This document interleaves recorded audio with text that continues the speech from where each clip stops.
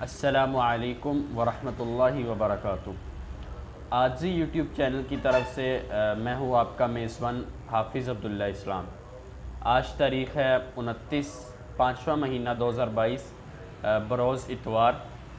آج کی تازہ ترین اور ٹاپ 5 اہم ترین خبروں کے ساتھ جو پاکستان کے متعلق ہے لے کر حاضر ہوں۔ انشاءاللہ ان خبروں کی ہم تفصیلی گفتگو کریں گے اور جو بھی آج اہم واقعات ہوئے ہیں پاکستان میں اس کے بارے میں ہم آپ کو آگاہ کریں گے۔ سب سے پہلے ہم آپ کو بتاتے چلیں کہ آج بلوچستان کے تقریباً 651 حلقوں میں انتخابات تھے اور آج پچھلے دن ہی 200 سٹیشنز کو یا 2000 بلکہ پولنگ سٹیشنز کو الیکشن کمیشن نے حساس قرار دیا تھا، یعنی یہاں پر دہشت گردی کا خطرہ ہے اور ان کا جو حساس قرار دینا تھا وہ آج صحیح ثابت ہوا۔ اور آج ایک پولنگ سٹیشن میں دھماکہ ہوا جس میں فی الحال کوئی جانی نقصان کا اطلاق نہیں ہوا، جبکہ اس کے علاوہ 2 سے 3 افراد زخمی ہوئے ہیں۔ جبکہ اسی طرح چند اور پولنگ سٹیشنز میں لڑائی ہوئی، یہاں تک کہ بدتمیزی ہوئی، یہاں تک کہ ایک دوسرے پر ہوائی فائرنگ کرنے کے بھی واقعات موجود ہیں، جس کے نتیجے میں ان پولنگ سٹیشن پر تقریباً 3 گھنٹے تک پولنگ کا عمل، ووٹنگ کا عمل روک دیا گیا۔ اس وقت جب میں آپ سے بات کر رہا ہوں تو 651 میں سے 220 حلقوں کے نتائج آ چکے ہیں، جس میں سے جو باب پارٹی اس وقت ہے اس کے 19 امیدوار ان 220 میں سے کامیاب ہو چکے ہیں، جبکہ سب سے زیادہ جو امیدوار کامیاب ہوئے ہیں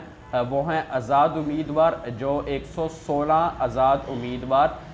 اس انتخابی جو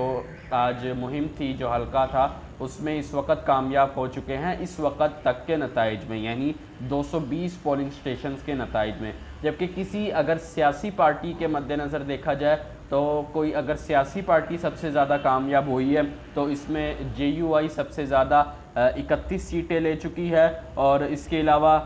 جو نیشنل بلوچ پارٹی ہے وہ بھی 9 سیٹیں لے چکی ہے۔ تو اگر ہم بات کریں حکومت کے اتحادیوں کی تو اس وقت وہ پوری طرح حاوی ہیں اس انتخابات آج کے مہم میں، آج کی انتخابی مہم میں اور آج کی جو الیکشن ہونے تھے بلوچستان میں۔ جبکہ اس کے علاوہ پی پی نے بلوچستان اور گوادر کی سطح پر فی الحال 220 سیٹوں میں سے 8 سیٹیں حاصل کی ہیں، جو کہ چوتھی یا 5ویں مستحکم ترین جماعت ہے اس وقت بلوچستان میں ثابت ہوئی ہے۔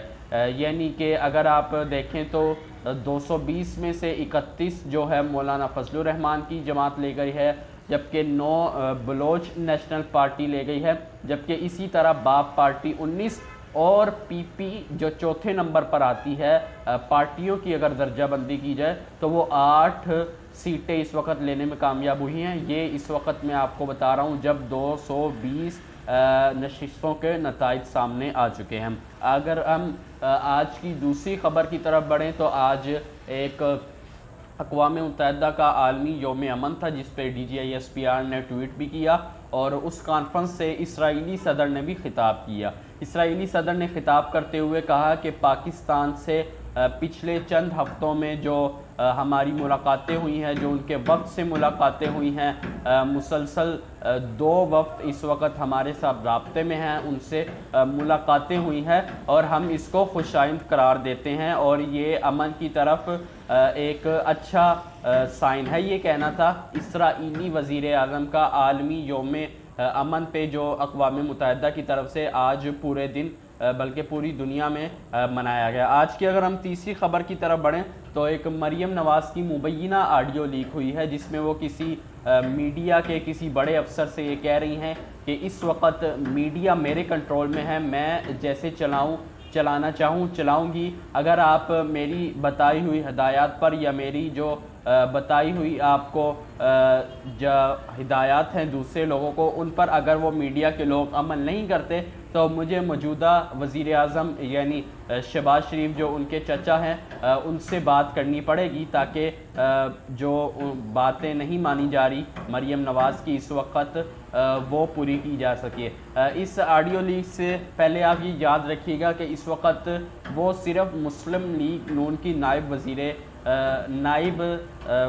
ہیں، یعنی نائب ان کے پاس عہدہ ہے مسلم لیگ نون کا، نہ وہ کسی عہدے پر ہیں، یہاں تک کہ نہ کوئی حلقہ انہوں نے جیتا ہے، نہ کوئی انتخابی مہم کامیاب رہی ہے، نہ ان کے آج کل جلسے کامیاب جا رہے ہیں، اور نہ ہی حکومت کی طرف سے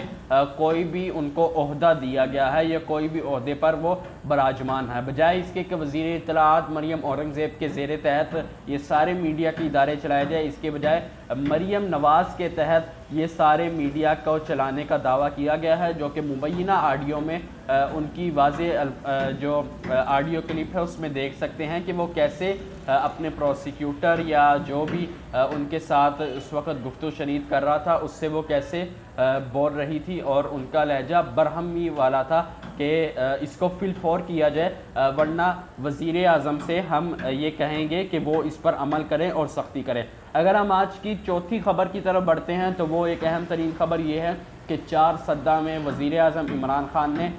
P T I workers convention سے خطاب کیا۔ P T I workers convention میں خطاب کرتے ہوئے انہوں نے جو اسرائیلی وزیر اعظم کی طرف سے آج وفد پاکستان سے دورے کی تصدیق کی ہے ان کو کافی برا بھلا کہا ہے، اور یہ کہنا تھا ان کا کہ جو بھی معاملات ہیں وہ ان کو سامنے آ کر بتانے چاہیے، اور انہوں نے یہ بھی کہا کہ جو اس وقت پی ٹی وی کے ایک عہدے دران ہے جس کو تنخواہ دی جاتی ہے، جو سرکاری ملازم ہے، وہ بھی اس وفد میں شامل تھا، جو کہ پچھلے کئی دنوں سے ہم خبریں سن رہے تھے کہ جو پی ٹی وی کا ایک سرکاری ملازم ہے وہ بھی اس وفد میں شامل ہوا ہے۔ جبکہ اسی طرح انہوں نے اعلان کیا کہ میں جتنے بھی ان کے جو تبدیلیاں ہیں یا جو بھی انہوں نے رد و بدل کیا ہے قوانین کو، ان ساروں کو میں سپریم کورٹ میں چیلنج کروں گا، اور یہ اعلان کیا ہے کہ 2 جون کو وہ بشام میں ایک عظیم و شان جلسے سے خطاب کریں گے۔ یعنی پی ٹی آئی کا جو اگلا جلسہ ہے وہ بشام میں ہوگا، اور میرے خیال میں یہ جو 6 دن مکمل ہو جائیں گے، اس 6 دن مکمل ہونے کے بعد یہ بشام میں جلسہ کریں گے، اور ان کا کہنا تھا کہ ہم اس وقت پوری تیاری کے ساتھ آئیں گے اور کارکنان پوری طرح سے تیار رہیں، کیونکہ جس طرح ہم پوری تیاری سے ہم پچھلی طور پر نہیں آ سکے تھے، کئی مقامات پر انہوں نے یہ اعتراف بھی کیا تھا، اور ان کا کہنا ہے کہ وزیر داخلہ اور وزیر اعظم شہباز شریف اور بترجیح رانا ثناء اللہ نے خونی کھیل کھیلا گیا اور ہمارے کئی لوگوں مارا گیا، جبکہ ان کا کہنا تھا کہ جو پشاور اور لاہور میں ہمارے 2 کارکنان نے جانیں گنوائی ہے، یہ موجودہ حکومت کے خلاف جہاد کرتے ہوئے انہوں نے جانیں گنوائی ہے، اور ان کا مقام بہت ہی اعلیٰ ہے۔ اسی طرح 5ویں خبر کی طرف اگر ہم بڑھے، جو آج کی آخری خبر ہے وہ یہ تھی کہ مانسیرا میں جو موجودہ حکومتی پارٹی ہے یعنی نون لیگ نے اپنا جلسہ کیا، وہ جلسہ عظیم و شان تھا، بجائے اس کے جو انہوں نے پنجاب میں جلسے کیے ان سے وہ جلسہ کافی بڑا نظر آیا، جس میں نون لیگ کی نائب صدر مریم نواز اور اسی طرح موجودہ وزیر اعظم کرنٹ وزیر اعظم شہباز شریف نے خطاب کیا۔ مریم نواز کا کہنا تھا کہ اگر موقع آیا تو انشاءاللہ ہم دوبارہ نواز شریف کے انڈر کام کریں گے، اور ان کا کہنا تھا اس کے بعد جو وزیر اعظم شہباز شریف تھے انہوں نے تقریر کی، اور ان کا کہنا تھا کہ آج میں پہلی دفعہ مانسیرا یا ہزارہ موٹر وے سے گزرا ہوں، اور امید ہے کہ جو بھی لوگ ان سے گزرتے ہوں گے وہ دل سے جو سابق وزیر اعظم تھے نون لیگ کے محترم جناب نواز شریف کو دعائیں دیتے ہوں گے، اور ان کا کہنا تھا کہ اگر ہمیں موقع ملا تو ہم انشاءاللہ جلد پشاور کو پنجاب کی طرح عظیم و شان ترقی کی طرف گامزن کریں تھے۔ تو یہ تھی آج کی 5 اہم ترین خبریں اور ان کی تفصیلات، امید ہے آپ کو پسند آئی ہوگی۔ اگر یہ ویڈیو آپ کو پسند آئی ہے تو لائک کریں، زیادہ سے زیادہ شیئر کریں، اور اس ہمارے چینل کو سبسکرائب کرنا مت بھولیے گا۔ تب تک کے لیے اللہ حافظ۔